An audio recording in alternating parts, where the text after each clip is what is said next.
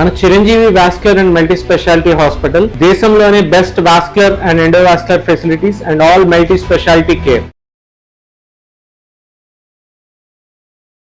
నమస్తే, welcome to Suman TV. నేను పద్మిని. ప్రస్తుతంతో పాటు ప్రముఖ ఆధ్యాత్మికవేత్త, వాస్తు జ్యోతిష పండితులు, లలిత ఉపాసకులు, వాస్తు జ్యోతిష శిక్షణ నిపుణులు బ్రహ్మశ్రీ నానాజీ పట్నాయక్ గారు మనతో పాటు ఉన్నారు. మాట్లాడదాం. నమస్తే సార్. శ్రీమాత్రే నమః. సార్, ఏ రాశి వాళ్ళు ఏ క్షేత్రానికి వెళ్ళాలి అని చెప్పి చేసినటువంటి సిరీస్ చాలా మందిని ఆకట్టుకుంది. ఆ క్షేత్రాలకు వెళ్ళేటటువంటి ప్రయత్నం చేయడం అనేది చేశారు సార్.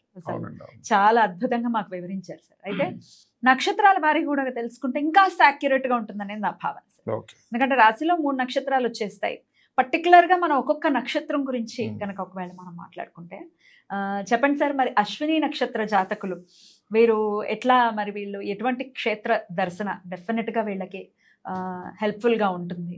గోచారాన్ని కూడా ఎంతో కొంత రిలేట్ చేస్తూ చెప్పండి సార్. ఎందుకు అడుగుతున్నానంటే మిథున రాశి వారికి భుజం నొప్పి వస్తుంది అని చెప్పి మీరు చెప్పారు, బికాస్ ఆఫ్ గురు ట్రాన్సిట్. దానికి పాప ఎంత మంది మిథున రాశి వాళ్ళు కమెంట్స్ పెట్టారు. నిజం సార్, మాకు అంత యాక్యురేట్ గా మీరు గోచారాన్ని ప్రొడక్ట్ చేస్తున్నారు కాబట్టి అశ్వినికి ఇప్పుడు గోచారం చెప్పండి సార్. చెప్తూ ఎటువంటి క్షేత్రానికి వెళ్ళాలి, అంటే ఇక్కడ నుంచి చూసుకుంటే ఒక 6 months అశ్విని వాళ్ళకి ఎట్లా ఉంటుందని చెప్తూ అప్పుడు క్షేత్రం చెప్పండి. అలాగే, తప్పకుండా అండి. అశ్విని నక్షత్రానికి అధిపతి కేతువు, మీకు తెలుసు కదా. అయితే అశ్విని నక్షత్రం వాళ్ళు మీరు నేచర్ కనుక చూస్తే అన్ని ఫాస్ట్గా వాళ్ళని ఉంటుంది. వాళ్ళు ప్రతిదీ ఫాస్ట్.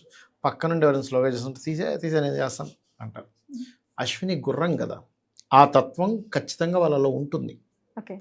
అలాగే అశ్విని నక్షత్రం వాళ్ళు ఏంటంటే తొందరగా ఆధ్యాత్మిక సంబంధించి తొందరగా కనెక్ట్ అయిపోగలుగుతారు. అవునా? బికాజ్ ఆఫ్ చంద్రుడు కేతు నక్షత్రంలో ఉన్నాడు. కేతు ఆధ్యాత్మికత కారకుడు కదా. అందుకని వాళ్ళకి ఆ హెడ్ పార్ట్ అశ్విని అంటే మేషం అనేది హెడ్ పార్ట్. సో అందుకని వాళ్ళకి ఈజీగా ఉంటుంది. అయితే అది ఎంతవరకు ముందుకు వెళ్తుంది ఏంటంటే మిగతా గ్రహాలను చూసుకొని చెప్పాలి. ఓకే. అయితే ఈ అశ్విని నక్షత్రం వాళ్ళు ఇప్పుడు జనరల్గా మనం మేషరాశి వారి ఏ క్షేత్రానికి వెళ్ళాలంటే దత్తాత్రేయుడు, దక్షిణామూర్తి చెప్పాం కదా. ఆ దక్షిణామూర్తి ఆలయంలో కూర్చొని లేదా వీళ్ళ ఇంట్లో ఉదయం నిద్ర లేచిన వెంటనే ఒక్కసారి ఆ దక్షిణామూర్తి ఆలయంలో గణపతి పూజ చేసినా వీళ్ళకి అద్భుతమైన ఫలితాలు వస్తాయి అశ్విని వాళ్ళకి. ఎందుకు అంటే నక్షత్రాధిపతి కేతువు. ఇప్పుడు చాలామంది నక్షత్రాధిపతి మాకు కేతువు కదండి, అందుకని నేను వైడూర్యం పెట్టేసుకుంటా అంటాడు.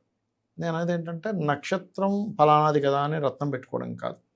ఆ రత్నం ఎంతవరకు పనిచేస్తుంది అంటే కేవలం మీకు మెంటల్ పీస్ ఇవ్వడం వరకే పనిచేస్తుంది. కానీ ఆ కేతువు గనక వాళ్ళ పర్సనల్ చార్ట్లో ఇప్పుడు అశ్విని నక్షత్రంలో పుట్టారు మేషరాశి, కానీ కేతువు వెళ్ళి స్పాయిల్ అయ్యాడు అనుకోండి, అప్పుడు ఆ రత్నం పనికిరాదు. ఇంకా ఇబ్బంది పెడుతుందా? ఎక్కువ ఇబ్బంది పెడుతుంది. ఇది తెలియక చాలా మంది అశ్విని నక్షత్రం అన్నారు, నేను వైడూర్యం పెట్టుకున్నాను కానీ చాలా ఇబ్బంది వచ్చేసింది అంటారు. ఎందుకంటే ఆ కేతు వెళ్ళే శనితోనో శుక్రుడితోనో లేకపోతే పాపకర్తిలోనో అలా ఉంటాడు, నీచపడే ఉంటాడు. సార్, పాపగ్రహాలకు కూడా పాపకర్తలు ఉంటుందా సార్? ఎందుకు ఉండదు? అనుకుంటున్నా. ఓకే. పాపగ్రహానికి కూడా పాపకర్తలు ఉంటుంది, ఉండదని ఏం లేదు. అంటే 2 పాపగ్రహాల చేత ఇంకాస్త ప్రభావితం అయింది. అది శాండ్విచ్ లాగా అయిపోయింది. ఇప్పుడు ఎలా అంటే మీరు ఇప్పుడు అడిగిన ప్రశ్నకి నేను సమాధానం చెప్తాను. ఇప్పుడు మనం ఎందులోనైనా ఎందులోనైనా వేలు పెట్టాం, కాలింది. ఇప్పుడు ఎనువును పెట్టినా కూడా కాలుతుంది, ఎనువు కూడా వేడెక్కుతుందిగా. కాబట్టి కాకపోతే ఏంటంటే శుభగ్రహం సఫర్ అయినంతగా పాపగ్రహం ఎక్కువ సఫర్ అవ్వదు. ఆల్రెడీ స్ట్రాంగ్ కదా, కాకపోతే శుభగ్రహం ఎక్కువ ఎఫెక్ట్ ఇస్తుంది. పాపగ్రహం ఉన్న ఫలితాలు కూడా పాపకత్తెల్లో ఉన్నప్పుడు అది కూడా సేమ్ ఇలాగే కొంచెం ఇబ్బందికరమైన ఫలితాలు ఇస్తాయి. అంటే పాపకత్తెల్లో ఉన్న శుభగ్రహం దశ వచ్చింది అంటే మంచి జరగాల్సింది ఇరుక్కుపోయింది అన్నట్టుగా వస్తుంది. ఆ చెడే ఇంకాస్త ఎక్కువగా చెడు జరుగుతూ ఉంటుంది పాపగ్రహం పాపకత్తెల్లో ఉన్నప్పుడు. అదే.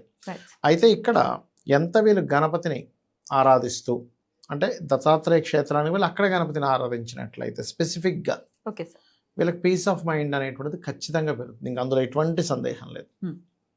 అది మెయిన్గా గుర్తుపెట్టుకోండి. అదేవిధంగా గణపతిని గరికతోని ఎర్రటి పుష్పాలతోని ఎక్కువగా పూజించాలి వీరు.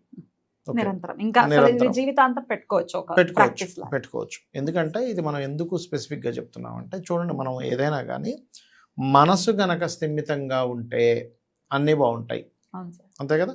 మనస్కారకుడు చంద్రుడు ఎప్పుడైతే గణపతి అంటే అశ్విని నక్షత్రంలో ఉన్నాడో వీళ్ళకి మీరు గమనించినట్లయితే అశ్విని నక్షత్ర జాతకులు మెడికల్ రంగాల్లోకి వెళ్ళడానికి కూడా బాగా కలిసి వస్తుంది వాళ్ళకి. ఎందుకంటే అశ్విని దేవతల సంబంధం కదా, అంటే వాళ్ళ మైండ్లో అది ఈజీగా కనెక్ట్ అవుతుంది. అలాగే ప్రాబ్లమ్ని సాల్వ్ చేయాలనేటువంటి తత్వం కూడా ఎక్కువగా ఉంటుంది అశ్విని నక్షత్రం వారికి. ఓకే, అది బ్యూటిఫుల్. కాబట్టి ఇవి ఎక్కువగా పాటించాలి. ఇప్పుడున్న గోచారం రీత్యా ఎటువంటి ఇంపాక్ట్స్ ఉంటాయి సార్ అశ్విని నక్షత్రానికి? అశ్విని నక్షత్రం మేషరాశి వారికి ఏలినాటి శని నడుస్తుందండి 12వ స్థానంలో. సో అందుకని ఏంటంటే కొంచెం ఎక్కువ శ్రమించవలసిన పరిస్థితి వస్తూ ఉంటుంది. కాళ్ళు లాగడము ఇలాంటివి కొంచెం ఎక్కువగా ఉంటుంటాయి. ఎందుకంటే ఎంతైనా శని 12లో ఉన్నాడు కదా, శని కాళ్ళకు కారకుడు. అయితే ఇక్కడ మనం పాజిటివ్స్ కానీ నెగిటివ్స్ కానీ ఎట్లా చూడాలి అంటే, ఇప్పుడు మిథున మేషరాశి ఆరు మేష లగ్నం ఉంది. ఇక్కడ వీళ్ళకి శుభగ్రహాలు పాపగ్రహాలు ఉంటాయి ఈ లగ్నానికి. ఈ లగ్నానికి శుభులు ఎవరు? కుజుడు, కేతువు, రవి, చంద్రుడు. ఓకే. పాపులు కనుక తీసుకున్నట్లయితే మీకు శని, బుధ, శుక్ర, రాహువు వీళ్ళు పాపులు అవుతారు. రవి మళ్ళీ శుభుడు అవుతాడు చెప్పాలంటే ఇవి. అయితే ఇప్పుడు మనం చూసుకుంటే ఇప్పుడు గోచారంలో మేజర్ ప్లానెట్స్ కనుక తీసుకుంటే లాభంలో రాహు ఉన్నాడు. ఈ లగ్నానికి పాప అయినప్పటికీ కూడా లాభంలో ఉన్నాడు, మంచి ఫలితాలు ఇస్తాడు. పంచమంలో కేతు ఉన్నాడు. ఈ లగ్నానికి శుభుడైనప్పటికీ పంచమంలో కేతు ఉన్నది కొంచెం ఆధ్యాత్మిక చింతనిస్తూ, కొంచెం సంతానం విషయంలో, ప్రేమ వ్యవహారాల విషయంలో కొంచెం ఎడబాటిస్తూ ఉంటాడు. ఇక నవంబర్ 25 వరకు. శని ఏలినాడు శని 12లో నడుస్తూ, గురువు శుభగ్రహం 4లో ఉంది. సో శుభగ్రహం 4లో ఉన్నందుకు ప్రాపర్టీ మూలంగా లేదా వాహనాల మూలంగా, ప్రయాణాల మూలంగా ఏదైనా ఒక అంటే వీళ్ళకి అసెట్స్ మూలంగా కావచ్చు, వాహనం మూలంగా కావచ్చు, లీగల్ రిలేటెడ్ మూలంగా కావచ్చు ధనయోగాన్ని ఇస్తాడు ఇప్పుడు ఉండే కండిషన్లో. ఓకే. కాకపోతే ఇక్కడ మనం ఎప్పుడు కూడా ఒక గ్రహం ఒక ఇబ్బందిని ఇస్తుంది అనేది చెప్తుంది, నువ్వు ఎలా నడుచుకోవాలో చెప్తుంది, నువ్వు ఎలా నిర్ణయాలు తీసుకోవాలో చెప్తుంది. 12వ స్థానంలో ఉండే శని ఏం చేస్తాడంటే, మీరు లాంగ్ టర్మ్గా ఉండే ఇన్వెస్ట్మెంట్స్ చేయండి అని చెప్తున్నాడు అక్కడ మేషం వారికి. సో వీళ్ళు అర్థం చేసుకోవాల్సింది ఏంటంటే, ఓకే లాంగ్ టర్మ్ ఇన్వెస్ట్మెంట్ చేయాలి. అయితే ఈ అశ్విని నక్షత్రం పర్టికులర్గా అశ్విని నక్షత్రం అయినందుకు పంచమంలో కేతు ఉన్నాడు కాబట్టి డెసిషన్ మేకింగ్ విషయంలో మరింత జాగ్రత్తగా ఉండాలి గోచారంలో. తొందరపాటు నిర్ణయాలు పనికిరావు.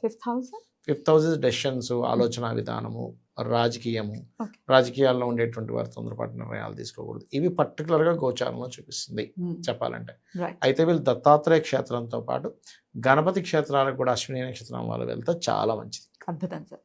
అలాగే దత్తుడి యొక్క కృప, అలాగే గణపతి యొక్క కృప ఖచ్చితంగా అశ్విని వాళ్ళ మీద ఉండాలని మనస్ఫూర్తిగా కోరుకుంటూ, ఇక నెక్స్ట్ వీడియోలో భరణి నక్షత్రం గురించి తెలుసుకుందాం. Thank you sir. నమస్తే. శ్రీమాత్రే నమః.